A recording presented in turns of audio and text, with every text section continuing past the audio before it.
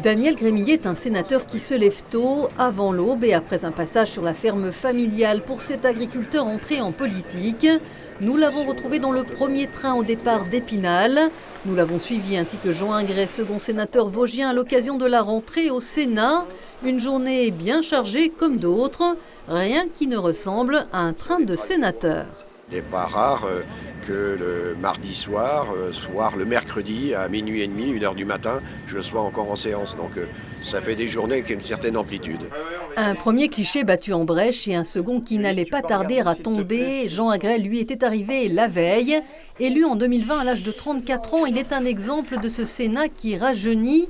Avec Daniel Grémillet, ils font le grand écart entre les Vosges et Paris pour faire entendre à la capitale les réalités du terrain et faire avancer les dossiers locaux. C'est beaucoup plus facile. C'est vrai que lorsqu'on est sénateur, les portes s'ouvrent dans les ministères, dans différentes institutions. On voit les ministres chaque mercredi aux questions d'actualité, lors des textes, donc on peut donner des dossiers. Les deux élus se sont improvisés guides dans ce lieu chargé d'histoire, le Palais du Luxembourg qui abrite le Sénat depuis 200 ans, situé dans le 6e arrondissement.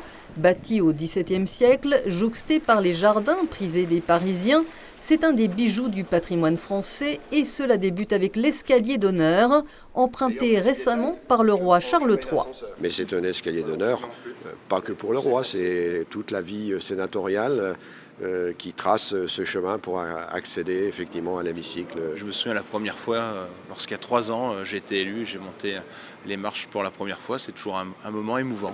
Petit passage par la bibliothèque, lieu de travail réservé aux élus avant de pénétrer sous les ors de la République, dans la salle des conférences qui rappelle la solennité et les fondements de la nation française. Une salle chargée de symboles avec le trône de Napoléon, l'exemplaire de la Constitution, et on se retrouve avec les ministres, les sénateurs et puis l'ensemble de la population aussi qu'on invite avec Daniel. Toutes les semaines, nous avons des groupes qui viennent nous voir et nous faisons découvrir le Sénat. Chaque fois que je pénètre dans cette salle, j'ai toujours cette émotion.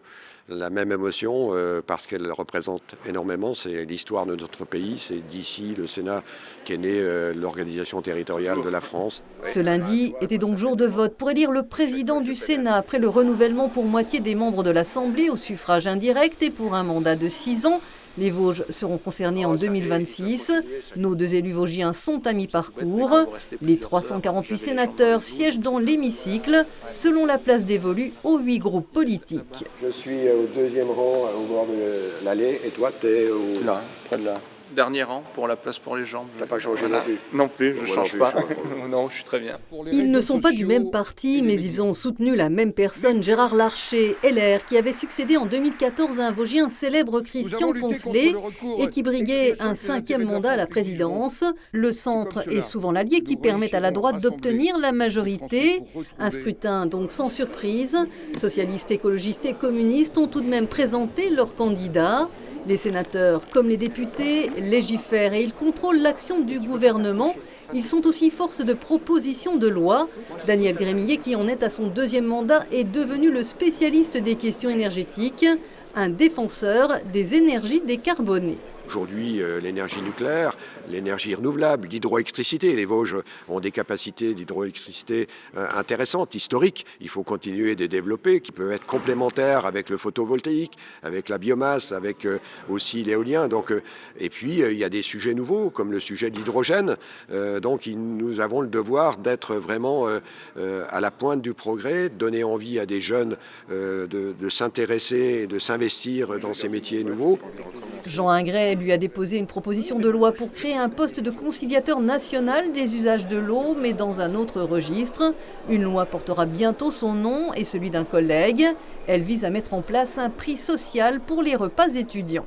Ce sera surtout une application très concrète pour 200 000, 500 000 étudiants, entre 200 000 et 500 000 étudiants qui n'ont pas accès un repas digne de ce nom dans nos territoires ruraux, nos petites villes, nos villes moyennes qui sont éloignées des crous, des restaurants universitaires. C'est ce qui m'a, entre guillemets, tenu à cœur. Les sénateurs sont souvent mésestimés par rapport aux députés. Pourtant, les commissions mixtes paritaires leur donnent un pouvoir de décision identique.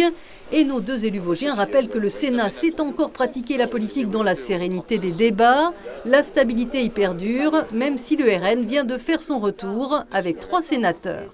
Là, même dans l'attitude parfois de certains ministres, on le voit, l'attitude a changé et ils viennent chercher au Sénat ces points d'appui qu'ils n'avaient pas forcément ou qui, tout du moins, ils n'ont plus à l'Assemblée nationale. Le Sénat a une importance considérable. Échanger ensemble, parfois se retrouver, alors qu'on n'est pas de même sensibilité politique, sur un amendement, sur un texte. Une dernière anecdote, Daniel Gremillet n'oublie jamais d'emporter avec lui un petit bout des Vosges et de ses traditions. Et même à Paris, il ne faut pas oublier d'où on vient.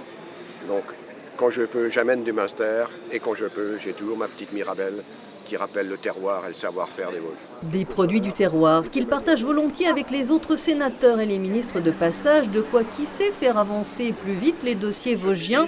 Plus sérieusement, au soir de cette élection annoncée, le président Gérard Larcher a retrouvé le plateau, le nom que l'on donne à la tribune présidentielle, donnant ainsi le départ d'une nouvelle législature.